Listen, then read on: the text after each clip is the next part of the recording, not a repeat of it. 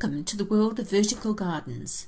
We know that hanging gardens and living walls are not new concepts. The ideas have been around for centuries. The Hanging Gardens of Babylon were the second oldest wonder of the ancient world after the pyramids.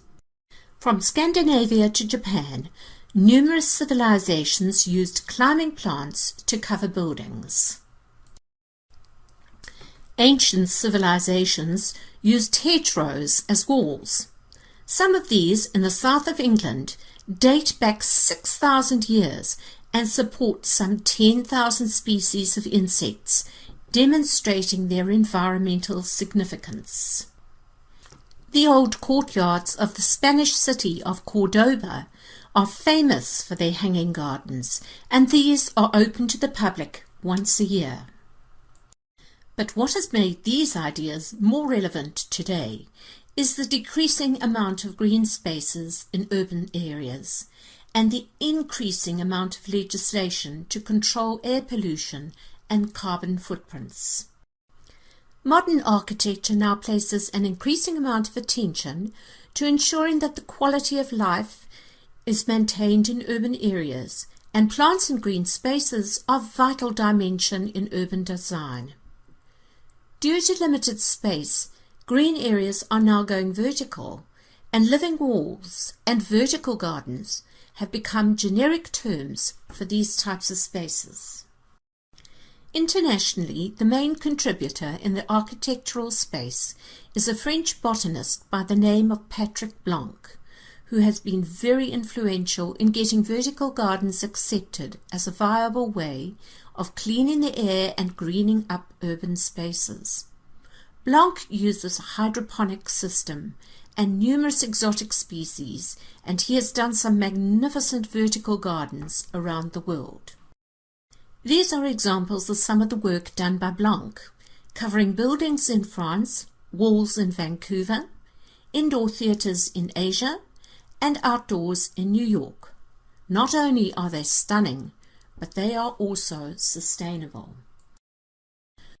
What we call vertical gardens was actually first theorized in the United States in 1931 by Stanley Hart White, which predates Patrick Blanc's work in France.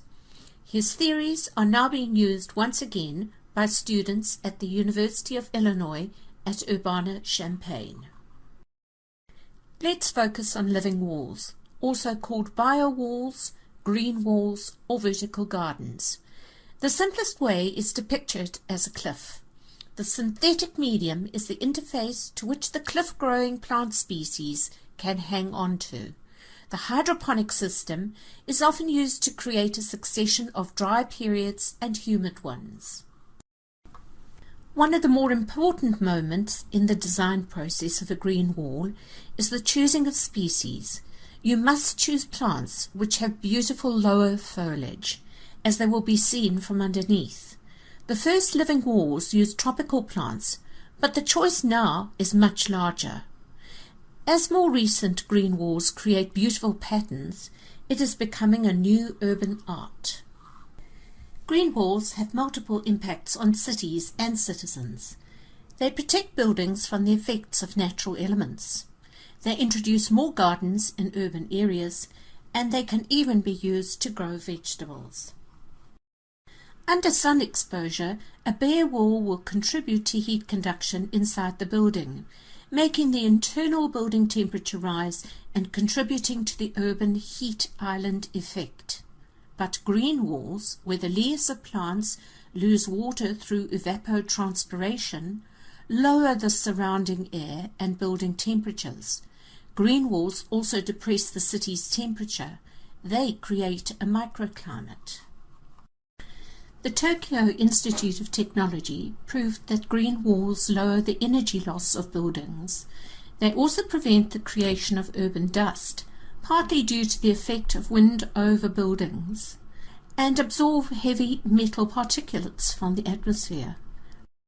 However, the first consequence of living walls is the creation of new green space in cities, where available space is scarce.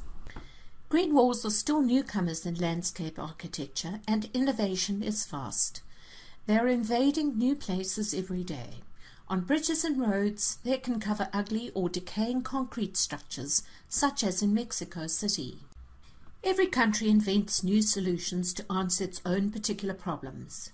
In Canada, where winters are very long, green walls are placed inside buildings to help offset SAD, seasonal affective disorder.